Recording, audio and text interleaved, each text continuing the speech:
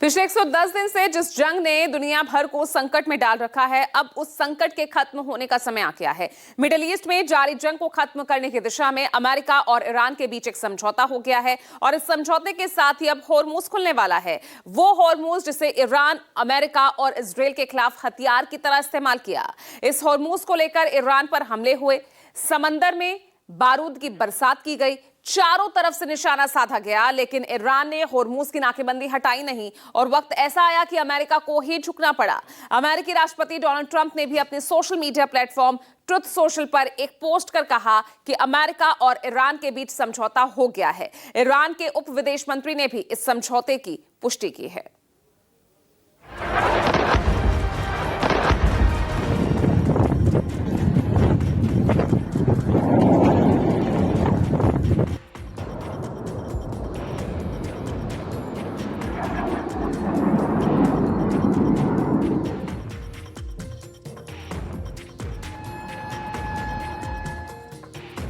Iran अड़ा रहा, Iran डटा रहा, अमेरिका और इजराइल की बमबारी झेलता रहा, लेकिन घुटने नहीं टेके।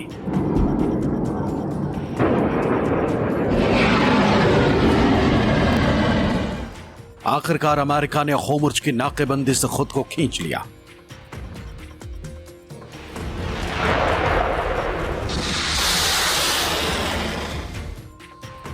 कल तक जिस होर्मुज में उल्लंघन पर हमले की धमकी दे रहा था अमेरिका, खुद राष्ट्रपति ट्रंप ने ऐलान किया कि होर्मुज खुल जाएगा।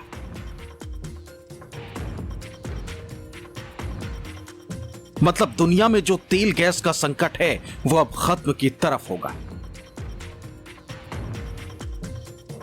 और 110 दिन बाद समंदर में खड़े दुनिया भर के जहाज अपने अपने देश पहुंच पाएंगे।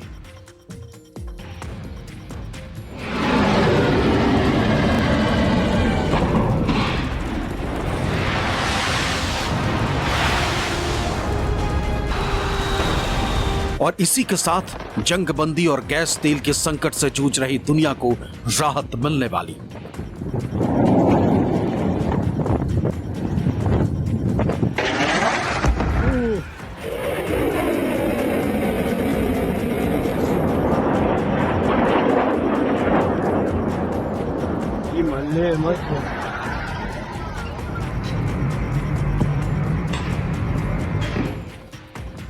हालांकि अभी सिर्फ ऐलान हुआ है, लागू नहीं, और ऐलान राष्ट्रपति ट्रंप ने किया है। ईरान के साथ डील अब पूरी हो गई है, सभी को बधाई। मैं इसके जरिए होर्मुज जल डमरू मध्य को बिना किसी रोक टोक के खोलने और साथ ही अमेरिकी नौसेना की नाकेबंदी को तुरंत हटाने की मंजूरी देता हूं। दुनिया भर के जहाजों अपने इंजन चालू करो, तेल की सप्लाई शुरू होने दो। डील इलाके में शांति सुरक्षा लाएगी। कई राष्ट्रपतियों ने ईरान से शांति की कोशिश की, लेकिन मुझसे पहले सभी नाकाम रहे। लेकिन पहली बार ऐसा राष्ट्रपति मिला है जो उन्हें शांति पाने में मदद कर सकता है। शुक्रवार को डील पर साइन होने के बाद होर्मुज खुलने, बारूदी सुरंगें हटाने के काम के साथ इलाके और दुनिया के लिए दोनों तरफ से फिर से तेल की सप्लाई शुरू हो जाएगी।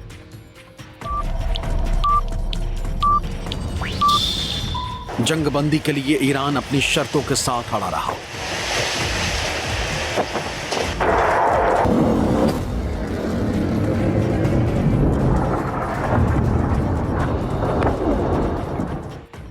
अमेरिका समेत कई देशों की कोशिशों के बाद ईरान राजी हुआ और बाजी पलट दी।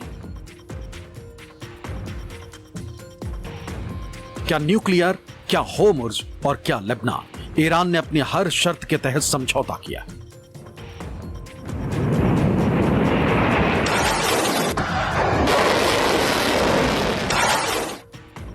उपराष्ट्रपति काजिम गरीबाबाद ने इसकी पुष्टि की।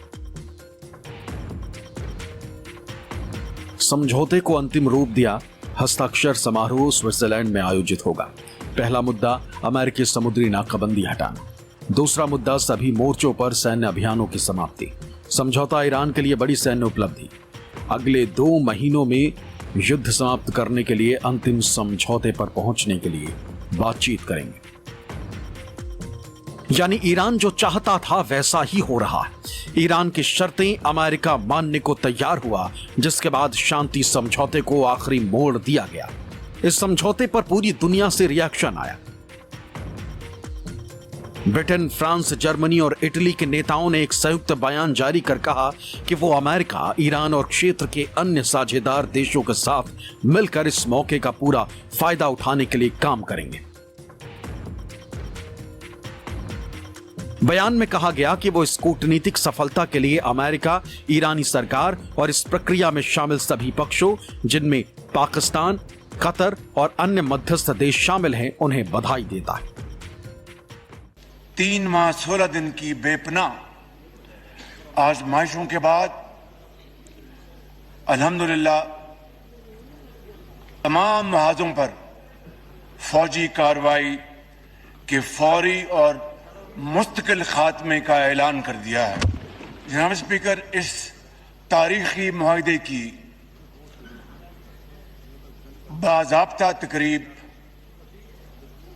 इंशाअल्लाह जुमातुल मुबारक 19 जून को जनीवा में होगी और इस तकरीब की मेजबानी अल्लाह के फजल करम से पाकिस्तान की होगी। अमेरिका और ईरान के बीच समझौते की घोषणा के बाद एशियाई बाजारों में शुरुआती कारोबार के दौरान कच्चे तेल की कीमतों में गिरावट दर्ज की गई। इस समझौते के तहत होर्मुज़ जल डमरू मध्य को फिर से खोलने की तैयारी भी की जा रही।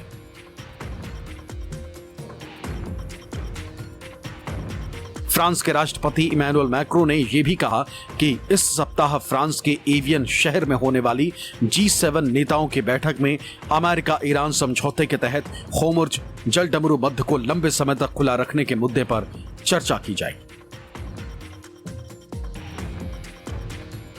इस डील से दुनिया के लिए सबसे बड़ी और अच्छी खबर है होर्मुज़ का खुलना। आखिर होर्मुज़ में ऐसा क्या है जिसने अमेरिका को झुकने पर मजबूर कर दिया और दुनिया में इसके बंद होने से तेल और गैस का संकट गहरा गया।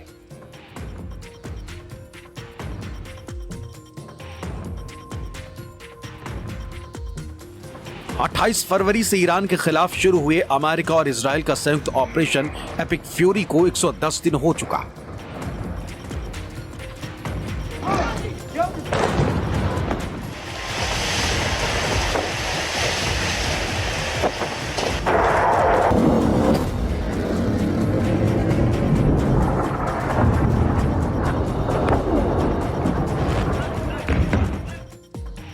और इस दौरान ईरान के सत्ता वाले स्टेट ऑफ होर्मुज़ को लेकर अमेरिकी राष्ट्रपति डोनाल्ड ट्रंप का कई बयान आया,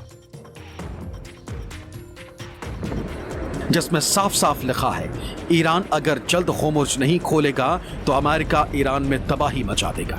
ट्रंप ने अपनी पोस्ट में लिखा, देखिए।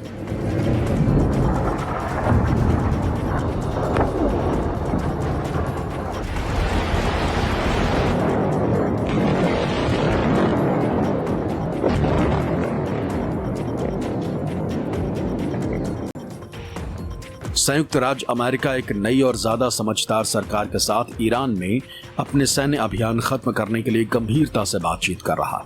इसमें काफी प्रगति हुई, लेकिन अगर किसी भी वजह से जल्द ही कोई समझौता नहीं होता, जो कि शायद हो ही जाएगा, और अगर होर्मुज़ जल डमरू मध्य तुरंत व्यापार के लिए नहीं खुलता, तो हम ईरान में उनके सभी बिजली पैदा करने वाले प्लांट, तेल के कुएं और खार्गोदीप को उड़ाकर पूरी तरह से तबाह कर देंगे, जिन्हें हमने जानबूझकर अभी तक हाथ नहीं लगाया है। यह हमारे उन कई सैनिकों और अन्य लोगों की मौत का बदला होगा जिन्हें ईरान ने पूरी सरकार के 47 साल के आतंक के राज के दौरान बेरहमी से मारा और कत्ल किया।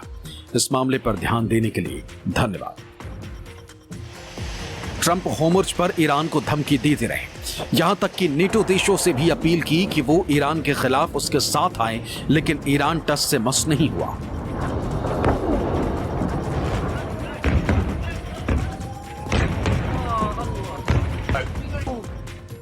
और ऊपर से ईरान ने होर्मुज़ से गुजरने वाले जहाजों पर टोल लगाने का भी ऐलान कर दिया।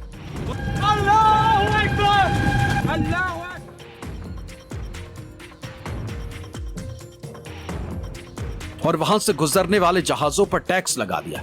वो भी यहां से गुजरने वाले दूसरे देशों के जहाजों से उसकी राष्ट्रीय मुद्रा रियाल में टैक्स वसूलने लगा।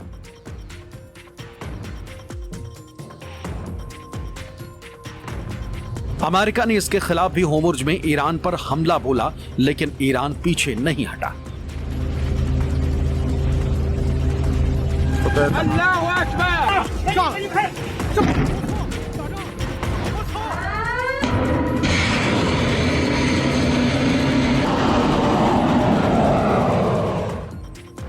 क्यों? ईरान जानता था कि इस जंग में बने रहना है और खुद को बचाना है, तो होर्मुज ही सबसे बड़ा हथियार है। दरअसल होर्मुज पर ईरान के कब्जे से दुनिया में तेल और गैस का संकट गहरा गया। ऐसे में दुनिया के तेल सप्लाई के क्षेत्र में होर्मुज स्ट्रेट के क्या मायने हैं, यह समझने के लिए आपको इन आंकड़े को देख लेना चाहिए।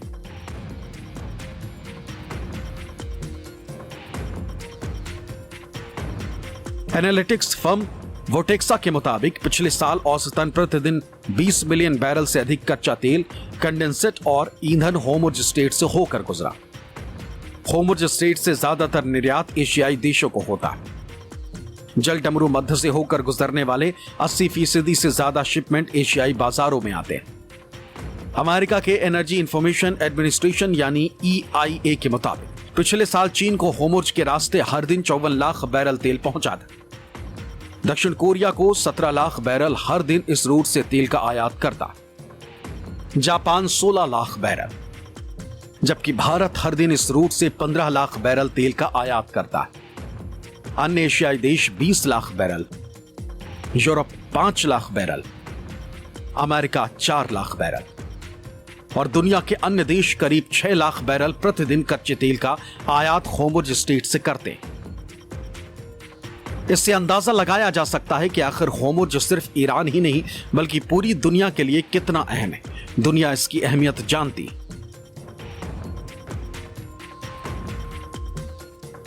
इसलिए जब होर्मुज के खुलने की खबर आई तो कहा जाने लगा कि अच्छे दिन आने वाले हैं, लेकिन इजराइल इससे खुश नहीं।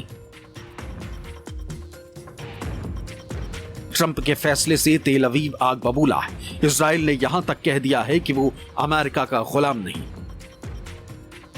इजराइल ने साफ कह दिया है कि ईरान की मांगों के बावजूद इजराइल अमेरिका ईरान डील के तहत दक्षिणी लेबनान से पीछे नहीं हटेगा। IDF के एक सूत्र ने यह भी पुष्टि की है कि अगर हिजबुल्लाह युद्ध विराम का पालन करता है तो लेबनान में कहीं भी हमले नहीं होंगे।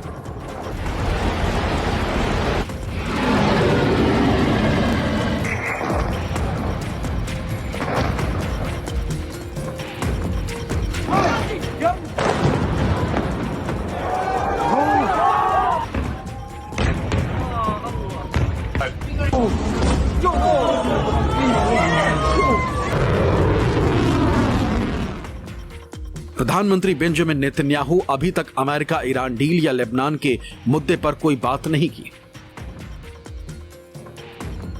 जबकि पाकिस्तानी प्रधानमंत्री शहबाज शरीफ की घोषणा के मुताबिक यह मुद्दा डील का हिस्सा है। संजीव त्रिवेदी की रिपोर्ट, न्यूज़ 24।